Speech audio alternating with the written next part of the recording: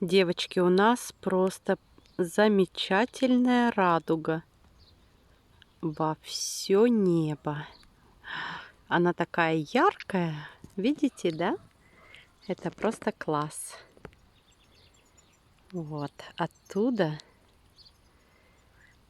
и вот здесь уже она остановилась. Так что я просто гуляю под радугой, под дождем и радугой. У нас каникулы с Людовиком, и мы вместе будем до августа. Это самое прекрасное, что может быть для детей, когда мама и папа вместе. А для мамы тоже особенный подарок, когда мой Людовик дома, потому что он постоянно что-то делает для семьи. Или он играет с детьми, или он готовит обед, или он может пойти погулять с ребенком. То есть помощь во всем и везде. Всегда я его прошу приготовить овощи из огорода. У нас уже пошли кабачки, салата столько, много-много-много. Разного причем. Много картошки молодой. Вот. Так что очень круто, конечно. Там и горошек, и лук. Ну, есть что, чем полакомиться на обед. Так что это вообще шикарно, когда муж с руками и с головой. Оставила всех и пошла погулять. Моросит мелкий-мелкий дождик. Это очень полезно для легких. Дышать воздухом после дождя. А еще я очень люблю вот этот клевер. Вот у меня такие здесь поля. И отсюда мне уезжать уже никуда не хочется. Потому что столько проблем сейчас в городах. Столько опять заражений. И здесь просто спокойно так все успокаивается, душа моя. И мне легче жить. У меня такое ощущение, что я на каникулах. Что я приехала в гости к Людовику на каникулы. Потому что это правда. Жизнь с Людовиком – это каникулы сплошные. Мама только и знай гуляет под радугой. Очень я радостная, что ни мошек, ни комаров. У нас нету здесь никаких ни мошек, ни комаров. Можно просто выйти, сесть, погулять, предаться мыслям божественным, потому что я думаю, что когда мы приближаемся к Богу, вот тогда у нас все нормализуется. Потому что Бог дает все желания, инициативу. Дух Святой, Он поддерживает просто нас мотивированными. И мы легче и быстрее добиваемся результатов, неважно каких. Желания исполняются, результаты просто на 100%. Так что никогда я не пожалела, что обратилась к Господу. Я обратилась, я сказала: Господи,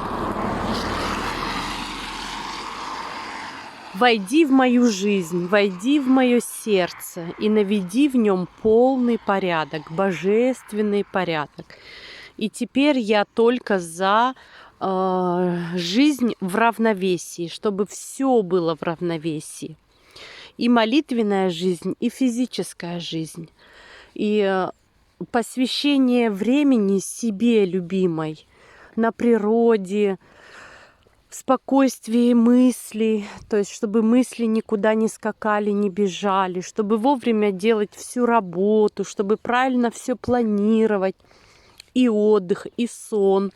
Я знаю, что если мои дети проснулись, то все, я не могу уже практически ничего делать. То есть я планирую работу свою в другие часы, в которых или детей нету, или они спят. Ну, очень часто я ложусь отдыхать после обеда. У меня июль очень такой спокойный месяц выпал. И как-то такое умиротворение внутри, спокойствие такое. Вот. И так все просто классно, нету никаких страхов, никакой паники, никаких плохих мыслей. Во Франции мне очень нравится тема медицины, потому что у нас вот семейный доктор у Людовика уже с детства, семейный доктор. Приходишь к доктору поговорить, как к психологу. Поговорить, рассказать все свои усталости, свое самочувствие, состояние. И просто может свободно отстранить от работы и дать тебе недельки 3, 2-3 отдохнуть. Кто нуждается в большем отдыхе, то может и полгода не ходить на работу и получать свою зарплату, может быть, там, наверное, 90% или 80%, у кого какая зарплата, какой случай. Очень удобно. То есть нету никакого страха потерять работу, например. Позвонил директору, сказал, что у тебя плохое самочувствие, что у тебя дети заболели, ты плохо себя чувствуешь, и что ты идешь к доктору, и все, и не выходишь на работу. Идешь к доктору и говоришь: доктор, я сегодня не пошел на работу, и он тебе дает больничный на 3 недели целых. А потом еще и отпуск там приклеится, так что получается, что ты целый месяц дома. И естественно, что месяца достаточно, чтобы восстановиться и прийти в себя. Не нужно себя загонять. Вот люди себя загоняют до конца просто. Работают и работают, работают и работают. То есть загоняют себя вот в эту петлю. А потом иммунитет падает. И если еще нету сна хорошего, качественного, иммунитет падает, и может прийти усталость, депрессия, какие-то там привязаться инфекционные болезни или вирусные. Очень легко вирус захватывает уставших людей. Так что возьмите этим летом и отдохните по максимуму. Все равно утром рано можно сделать вот такую вот прогулку рано. Встать, даже когда дети спят. Можно уйти даже в 5 утра, в 6 утра и 2 километра пройтись где-то в тихом месте, помолиться, попросить у Бога вдохновения. Потому что вдохновение это дух такой, очень хороший результат получается у человека, когда у него есть вдохновение. Вдохновение – это самое главное, потому что вдохновленный человек чем-либо хорошим, да, он просто будет иметь колоссальный результат в своей жизни. Как сказал Давид говорит, что он приготовил коней, а победа от Господа. Вот. То есть я приготавливаю коней, а победа от Господа. То есть я приготавливаю какие-то планы на мою жизнь, какие-то мечты, какие-то желания. Я приготавливаю, вот, например, общение с Богом. Да? Это мы должны приготовить общение с Богом каждый день, минут 40, минут 30, не меньше. каждый день 30-40 минут для общения с Духом Святым, с Богом живым, с Иисусом Христом, с нашим любимым, потому что Иисус Христос, Он должен стать в центре всего, в центре нашей жизни, в центре наших желаний. И мы должны с Ним общаться, чтобы у нас была, чтобы мы были вдохновлены Его силой, Его славой, Его величием, Его, сила очень большая нужна в жизни, а человек, он бессилен без Бога. Это бессильная плотская жизнь, которая очень слабенькая, на все поддается, быстро нервничает, быстро устает. А с Богом написано, что надеющиеся на Господа поднимут крылья, как орлы, потекут и не устанут, пойдут и не убоятся. Слава Богу, что с Богом мы можем жить без страха. У кого есть панические атаки, страх внутри за будущее, за детей особенно. Вот многие боятся за детей, за драгоценность свою, за жизнь свою. То тогда за имение свое, то тогда Бог обещает нам жизнь без страха, жизнь без сомнения, что Он даст вместо пепла украшение. То есть Бог украсит нашу жизнь, когда мы к Нему обратимся. Мы обращаемся к Тебе, любимый, чтобы Ты украсил нашу жизнь, чтобы вместо пепла, вместо разрухи и развалин у нас была прекрасная жизнь, у нас было прекрасное место, куда мы можем прийти, Господь, навстречу с Тобой, любимый, как сейчас. Это прекрасное место с радугой на природе. На природе. Это благословенно славить имя Твое, Господь. Я вышла, чтобы молиться за каждого, кто будет смотреть, чтобы каждый человек получил вдохновленность, чтобы Дух Святой вдохнул свою силу, чтобы Дух Святой вдохнул свою славу в наше сердце, в нашу жизнь. Вдохни, любимый, потому что Ты любишь делать вдох.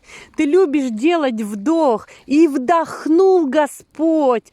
И плоть стала живой. Аллилуйя. Вдохни, любимый, в нашу жизнь свою любовь, свое богатство, свою мудрость.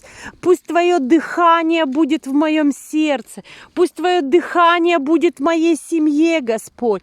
Пусть Твое дыхание будет в моей жизни, любимый. Чтобы я так сильно Тебя любила, Господь. Пусть все болезни убегают прочь от Твоего дыхания.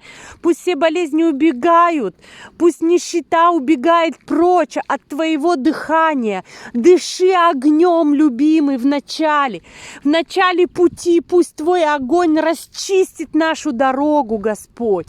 Пусть Твой огонь расчищает нашу жизнь, Господь. Спасибо, любимый. Пусть сгорит просто всякая нечисть, всякое бесовское влияние, всякие болезни и усталости, пусть сгорят просто от Духа Святого. Прямо сейчас. Пусть Божий народ восстанет во славу Твою, Господь. Как эти пшеницы, Господь, они стоят дружно, они стоят в силе Твоей, Господь. И Ты собираешь в нужное время, Господь. Так и мы стоим перед Тобой, любимые. Мы зреем, чтобы Ты собрал нас в славу свою, готовых, духовно зрелых людей, Господь. Аллилуйя. Пока пшеница зеленая, ее никто не собирает. Она не готова, она не готовая.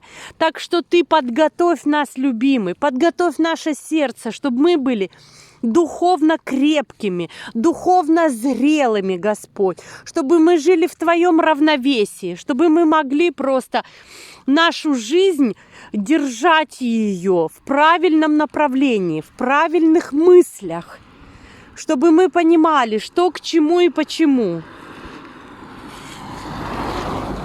Какой будет результат, если я это скажу, если я это сделаю? что это мне принесет? Благо ли, славит ли мои поступки Господа? Язык мой делает ли больно моему ближнему? Чтобы у нас открылась великая мудрость, чтобы мы не ранили друг друга словами, чтобы мы просто думали, прежде чем сказать.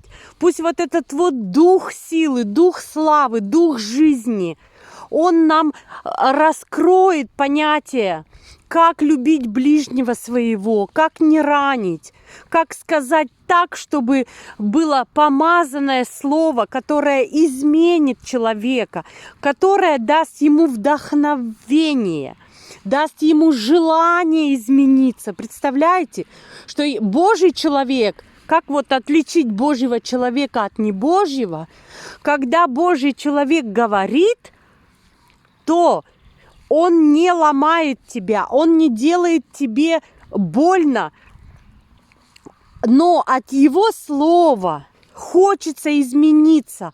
Он даже еще рот не открыл, а у тебя уже желание поменяться, а у тебя уже желание быть как Иисус, у тебя уже желание жить другой жизнью, у тебя уже желание. Ты просто видишь помазанника, ты просто видишь Божьего человека, и Дух Святой уже действует. И у тебя желание жить новой жизнью. Вот что есть апостол. Вот что есть божественная личность. Когда мы встречаемся с божественной личностью, у нас появляется желание трансформации, желание все трансформировать в нашей жизни, быть здоровым, быть мудрым, быть финансово устойчивым, быть добрым, стать лучшим другом, лучшей женой, лучшей матерью, лучшей подругой. Никогда не ранить, потому что Господь говорит, что я не раню, я не ломаю, я перевязываю ваши раны. Господь, Он перевязывает наши раны, Он исцеляет наши раны. И Божий человек, когда он говорит, наши раны исцеляются, и вот тогда вы узнаете, что Господь есть любовь, Господь есть сила, Господь есть помазание. При встрече с Господом у тебя появляются правильные желания, которые помазанные, и они настолько сильные, что тебе очень легко быть мудрым, очень легко быть стройным, очень легко быть заботливым, тебе очень легко жить и делать все с осторожностью. Ты просто размышляешь, а что мне это принесет? А что мне принесет, если я проведу свой вечер вот так или вот так? Что я испорчу свое здоровье, если я буду по ночам не спать? Что я испорчу свое здоровье, если я буду сидеть в барах с друзьями? То есть включается великий свет, великая мудрость. И просто у тебя отвращение ко злу. Вот это чудо. Что у тебя, как можно увидеть, что ты соприкоснулся с божественным, у тебя отвращение ко злу, у тебя отвращение ко тьме. Ты не хочешь уже жить так, как ты жил. Это прекрасно. Вы мои самые драгоценные. Если сейчас ко мне придет какой-то человек, я знаю, что он уже настолько получил много ран в жизни, и я ему не нанесу раны, я не буду судить строго. Я не сужу никого строго, я уже поменяла мою тактику, я перевязываю раны, а потом что-то говорю.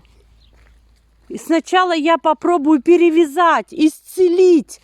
И когда уже человек встанет на ноги свои, вот здесь я могу этим ногам придать другой путь. Сказать, знаешь что, сейчас у тебя ноги здоровые, сейчас ты исцелен. Возьми другой путь, чтобы больше не раниться. Живи по-другому, чтобы больше не было ран смертельных.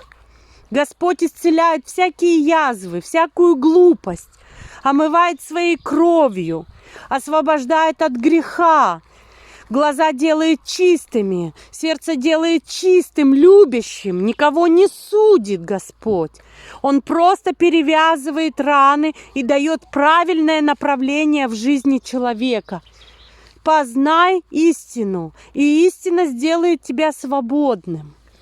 Не жди. Бог, Он здесь и сейчас. Бог, Он здесь и сейчас. Закрой свои глаза и прими Иисуса Христа своим Господом. Господь, войди в мое сердце. Боже, наведи в нем полный порядок. Я так хочу славить имя Твое.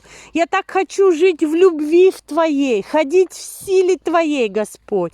Двигайся через меня. Я отдаю Тебе свою жизнь прямо сейчас. Я отдаю Тебе свое сердце, Господь. Вот я прямо сейчас здесь, и все, кто меня смотрят, и мы отдаем Тебе свою жизнь. Трогай нас, обнимай нас, ласкай нас, Дух Святой, потому что мы были ранены. Нас никто не обнимал так, как Ты обнимаешь. Нас никто не исцелял так, как Ты исцеляешь, Господь. Исцели наши эмоциональные раны, пожалуйста, чтобы мы не заедали эти раны, эту неуверенность, чтобы мы не заедали сахаром, чтобы мы не запивали, Господь, всякими напитками небожественными. Спасибо Тебе, любимый, за Твою любовь. Исцеляй. Исцеляй Твой народ, Господь. Аллилуйя. Перевязывай наши раны, любимый. Спасибо, что Ты есть. Спасибо, что Ты нашел меня однажды. Однажды Ты нашел меня, Господь, когда у меня раны были не перевязаны, когда я была сломлена. Ты нашел меня, любимый, и Ты никогда не оставил меня. Спасибо Тебе, что Ты не оставишь и не покинешь.